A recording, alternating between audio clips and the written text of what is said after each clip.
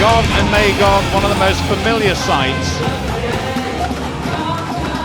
at any Lord Mayor show for many, many years. Traditional guardians of the City of London, they've been carried at the Lord Mayor show since 1554. We've got GOG and MAGOG coming up here. They are mythical pagan giants. GOG and MAGOG, the legendary pre-Roman guardians of the City of London that have been carried in the Lord Mayor's show since the reign of Henry V. But of course, they have much longer history. I'm Frank Vaughn. It's July 14th, 2025, and I've been an autodidact for so long, free of the influence of dogma, advertising, politics for politics' sake, that I often forget how it is I'm supposed to associate with people who didn't escape. What you just seen was at the heart of the City of London, which is the financial heart of the entire world. Everything emanates from the City of London. It's not the same as London, England. It's a whole separate entity that resides at the heart of London. And whether it's the Bank of International Settlements, the central banking system that plagues the entire world, every single thing that you can think of, the World Bank, it all emanates from the City of London. And the patron deities, not symbolic, of the City of London are GOG and MAGOG, which is what I just showed you. There's a lot of people who say in the comments section, and this is why I'm doing this segment, that everything that we're witnessing right now is biblical.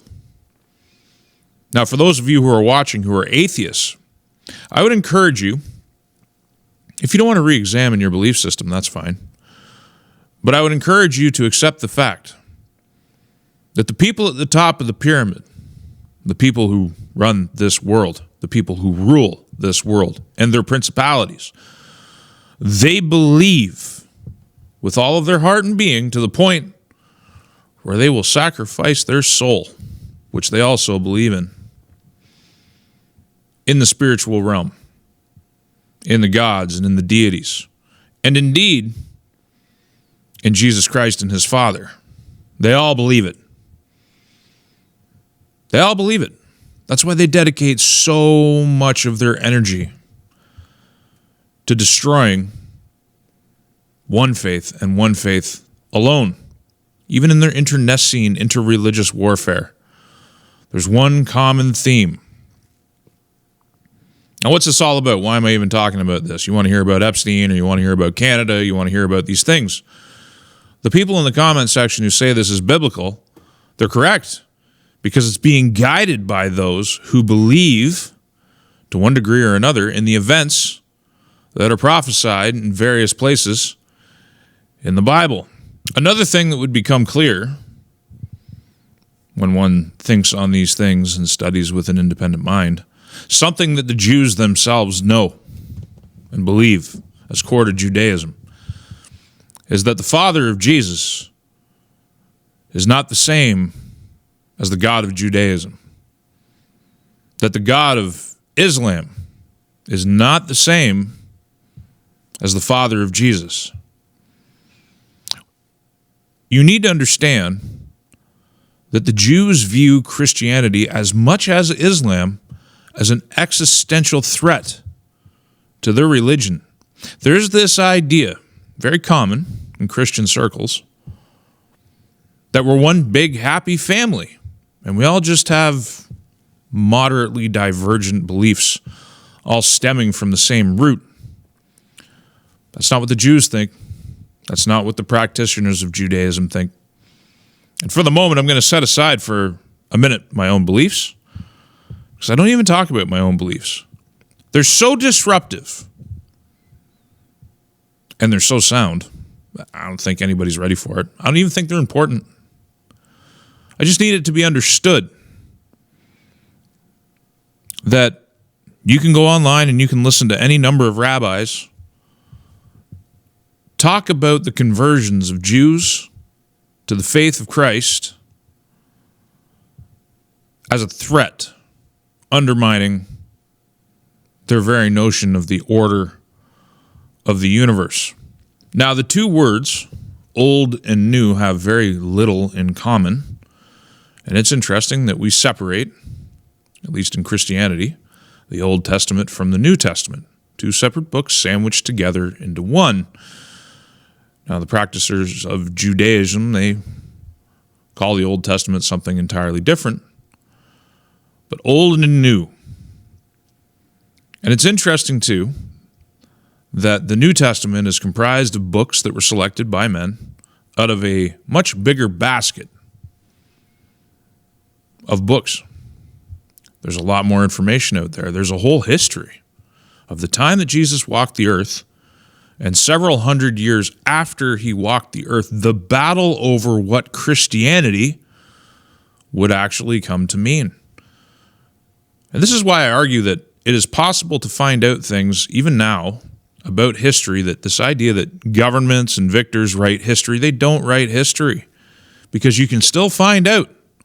You can still learn. You can still discern, even after thousands of years of repression, that some things which should not have been forgotten have been forgotten, and we're lucky, if you're a religious person, that God the Father is forgiving and that it remains possible to find the truth, the light, and the way without ever knowing you found it.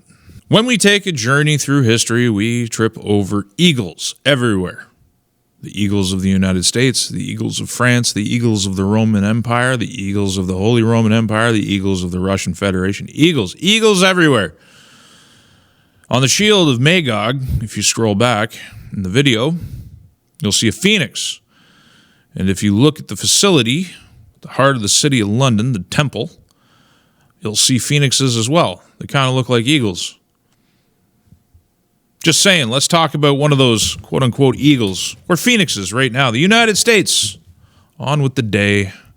Big announcement on Russia, more taco. Oil tumbles as Trump delays sanctions threat against Putin. Trump, severe tariffs on Russia if no deal in 50 days. Now, where does 50 days take us? It takes us out to August. The war in Ukraine began. And I've alluded to this in previous videos that I've been watching this war develop and waiting for the 3.5-year mark. 50 days takes us just out to the 3.5-year mark, where things, I think, are going to ramp up. I don't think they're going to ramp down. Now that I've seen what I've seen, looking at the rest of these talking points, Trump threatens to impose secondary tariffs on Russia and those that they trade with. He reiterated that he's very unhappy with Russia, made a deal today to send weapons to Ukraine. Lindsey Graham salivating, as I covered on Twitter last night, saying that more weapons and more sanctions than have ever been sent to Ukraine or leveled before are in the pipeline. Trump seems to agree with this. It's all talk, then missiles go into Kiev and kill. Ukraine will take the military equipment from NATO, not just the United States, but all of NATO. Trump suggests more dying in Ukraine war than publicly known. Secondary tariffs are very powerful. We all know that there's over 1 million people dead in Ukraine. As I covered in my videos, blood and lives that the Western world, and Ukraine specifically, can scarcely afford. The biggest blood orgy over a war that is completely avoidable to this day. And for some reason, Trump is incapable of doing what is necessary to end it. Remember, this is the guy who said he would end it in 24 hours. Look at him now. He's feeding it. And he's feeding it from a rapidly depleting NATO stockpile of weaponry. As I've covered, the United States is desperately short of Patriot systems. They're desperately short of THAAD systems, which were depleted in the last excursion between Israel and Iran. There's a very real possibility, folks, and this is something that all the intelligence agencies of the world, except for the United States and Israel, is talking about, is that there's this idea that the Fordo complex was completely destroyed by American bombs, designed to penetrate 60 meters of concrete. Those facilities are under 120 meters of solid rock, bedrock. There's a very real chance those facilities survived. And then you have all the truck traffic that were loading up something and taking it to other locations around Iran. A suspiciously low amount of ballistic missiles fired by Iran during the conflict. Some would say it's because Israel took out all the missile launchers and that it was a masterful victory. But the same people who say that also told us that the Iranian regime was on the verge of collapse, and yet it managed to emerge from that episode of the war, because the war is not over, stronger than ever. The Persians have had decades to dig in underneath their mountains, knowing that this day was coming. And if you think I'm the only one that recognizes this, this is an old article, but just as relevant today. The Army is spending $500 million to train soldiers to fight underground. This was from 2018. This war has been coming for a long time. And from 2018 and before, American and Israeli military planners have recognized the theater of operation wouldn't be on top of the ground. Like in Afghanistan, caves. But in Iran, the caves are much more complex, much more well-designed. Every day that goes by, and this is the thing that I think everybody needs to understand about how disconcerting what Trump is doing here actually is. The Russians are engaged in Ukraine, and they are depleting NATO's ability to wage war. In this war of attrition, they're not advancing. In the early days of the war, Kiev was virtually surrounded. The Russians had launched salients deep into Ukrainian territory, and admittedly, they backed off because peace was dangled and then taken away. So they repositioned, and now they've been fighting this prolonged war of attrition where the only people who are losing are the poor Ukrainian soldiers that are being rounded up and thrown in vans and sent to the front to die in a horrible blood sacrifice. It's terrible. It's tragic. I don't know how anybody can still support this thing. But all of the Western weaponry that goes into Ukraine and ends up destroyed on the battlefield is every single day is less that we have to conduct defense of our own interests. And with carrier groups being concentrated in the Middle East, other theaters of opportunity are opening up. And you know who's not losing anything out of this? China. They're not depleting their military. They're not depleting their weapons stockpiles. They're building out capacity. They have the world's largest navy now. Did you know that? They have a military specifically designed, especially if you combine it with their alliance with Russia and the hypersonic missiles, which there's no one else in the world who is as advanced in hypersonic missiles as the Russians. These two nations taken together, their military doctrine is designed to sink those carrier groups, is designed to get around American countermeasures. Every day that goes by that the administration fails to change course on these conflicts and in other theaters, the precarious position of the U.S. dollar, BRICS, all of these developments further weakens the Western alliance. And that's in light of all the other weaknesses that I've highlighted, including the weakness in birth rate and demographics. Now, I know we're looking at Al Jazeera on this page, but why is journalism from Al Jazeera or Russian television any less valid than the journalism from, if we can call it journalism, from MSNBC or Fox News? They're all just points of view being expressed by various media companies. But I digress. Lapid and Olmert slam Israel's plan for concentration camps in Gaza's Rafah. Now, you remember that we talked about in yesterday's video, we talked about Ehud Barak, and the Jeffrey Epstein connection, and how that connection came to light when Barak was a political opponent of Netanyahu. That's a bit of a distraction for today's purposes. Two prominent Israeli politicians have criticized plans by the government of Prime Minister Benjamin Netanyahu to set up what it calls a humanitarian city in southern Gaza, saying the proposal would amount to interning Palestinians in a concentration camp. Former Prime Ministers Yair Lapid and Ehud Olmert leveled the criticism on Sunday as Israeli forces continued to bombard Gaza, killing at least 95 Palestinians over the course of the day. This is on top of the fact We looked at yesterday, grenades being dropped on unarmed civilians from drones, a fact that was leaked by Israeli army personnel. Folks, this is Jews reporting to Jews on what's actually happening in the IDF. Whistleblowers. So I'm not citing Arabs, and I'm not citing anybody outside Israel. I'm talking about them.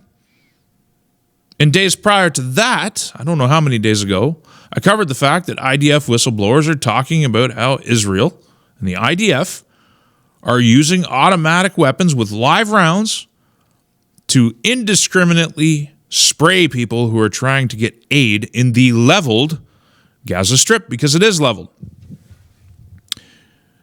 According to the Israeli government, the humanitarian city will initially house 600,000 displaced Palestinians currently living in tents in the overcrowded area of Mawasi along Gaza's southern coast, but eventually the enclave's entire population of more than 2 million people will be moved there. Satellite images have shown Israeli forces have stepped up demolition operations in Rafah in recent months. On April 4th, the number of destroyed buildings stood at about 15,800. By July 4th, the number had gone up to 28,600. They are leveling and clearing Rafah to build this concentration camp. Olmert, again, a Jew, former prime minister of Israel, who served as Israel's prime minister from 2006 to 2009, slammed the Israeli plan. It is a concentration camp. I'm sorry, he told the UK's Guardian newspaper. If they will be deported into the new humanitarian city, then you can say that this is part of an ethnic cleansing. When they build a camp where they clean more than half of Gaza, then the inevitable understanding of the strategy of this is not to save the Palestinians, it is to deport them, to push them, and to throw them away. There is no other understanding I can have. And if they're not allowed to leave the humanitarian city, then by definition, it is a concentration camp. This isn't me saying it, even though I am saying it. It's my belief as well. And as they clear the Gaza Strip, what's the plan? Guys like Kushner, now Trump floated the idea of a great Gaza Strip with skylines and skyscrapers and beautiful cities that the Palestinians won't be living in. They'll be living in their concentration camp, buried over the grave of Rafah. Trump floated the idea, but it's Kushner who will probably implement the plan if you dig into that. And if you're a person who's read through the Old Testament, you understand some of Ezekiel and many other books, you'll recognize where the tents are being built. This is all happening in real time, whether you believe or not. If you're an atheist and you don't believe in any of it, it doesn't matter what you believe.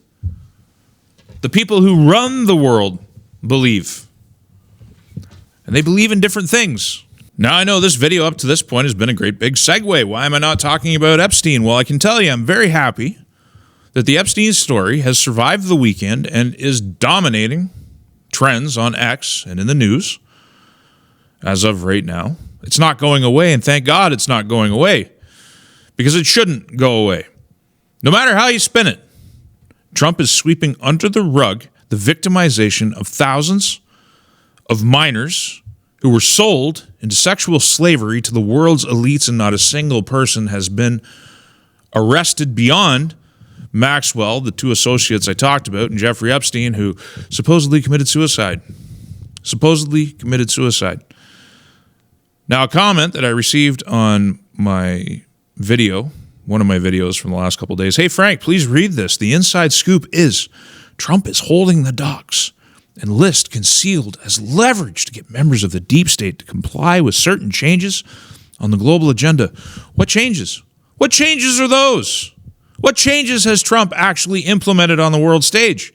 He said a bunch of words, but the war in Ukraine is still going. Another thing, for those uncritical minds who just can't seem to understand that things have changed, or maybe they were never intended to be any different.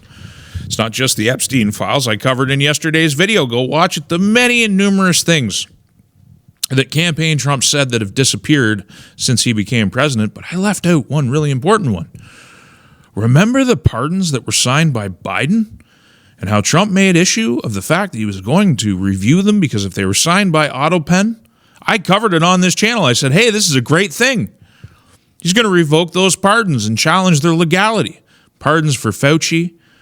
This is who brought Fauci to the press conferences? Who gave us Operation Warp Speed? Who brought the shot to the world? What administration was in office when Warp Speed was brought in? What man has never apologized for it? What man on the campaign trail routinely said that he was still proud of it?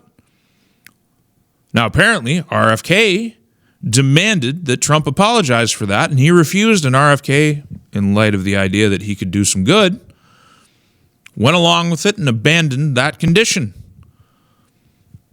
People gloss over the fact that Trump's never apologized for bringing that shot to the world and what had happened. You see, the shot was the bludgeon that every other nation in the world used against its people. It was the control mechanism. It was the test to see how far power could go. Happened in recent times, and we've all just moved on from that. And we seem to be content in our pursuit of false hope and false promise to just ignore who created it in the first place. Now, I've never done that. But if I'm guilty of one thing, it's in giving it a shot. The idea that Trump actually meant the things he said on the campaign trail, which he clearly hasn't. Again, certain changes on the global agenda. Ukraine's still going. Wars are raging in the Middle East. ISIS has now been given a country under Jolani in Syria. Trump is more than content to pose for pictures and normalize relations and go along with it. So I said in response to him holding the docks to leverage the deep state, I said that's not purging the deep state. That's recognizing its position and working with it. How can people not see that even under that scenario, it's an abdication of justice, duty, decency, and his promise? Thousands of kids sold into sexual slavery. Have you guys watched the Epstein depositions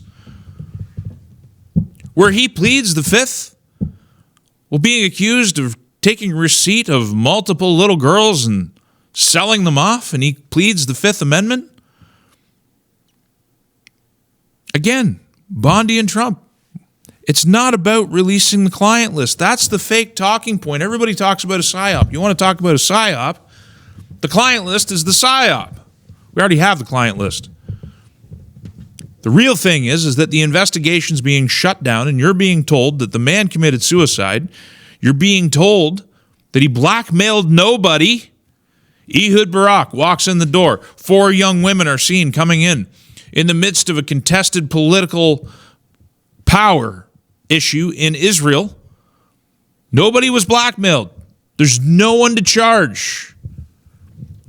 The man went from a math teacher to a billionaire, and the U.S. government under Donald Trump's official position is that there's nothing to see here and there's no more investigation. People keep talking about how the investigation will continue. What are you even talking about? They've said they're going to shut it down. There's nothing to see anymore.